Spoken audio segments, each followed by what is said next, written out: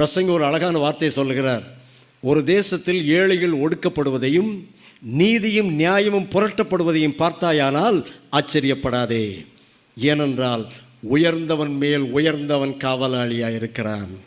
ஐயா, பெரிய திருடர்கள் எப்படி ஈஸியாக தப்பிடுறாங்க சட்டத்தின் ஓட்டைகளில் இருந்து. பெரிய தவறு செய்கிறவன் எப்படி தப்பி விடுகின்றான்.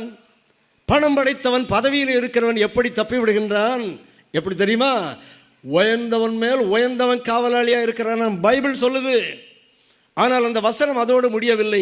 வசனம் எப்படி முடிகிறது? அவர்கள் மேல் உயர்ந்தவரும் ஒருவர் உண்டு. அப்படின்னா என்ன அர்த்தம்? அவர்களுக்கு மேலேயும் உயர்ந்தவர் ஒருத்தர் இருக்கிறார்ப்பா. அவர் வருவார், அவர் வந்து நியாயம் தீர்ப்பார். ஆகவே இயேசு கிறிஸ்து வந்து தான் ஆகணும். நீங்கள் விரும்பினாலும், நாம் விரும்பினாலும் விரும்பட்டாலும் அவர் வந்து தான் ஆகணும். இது ஒன்று மாத்திரம்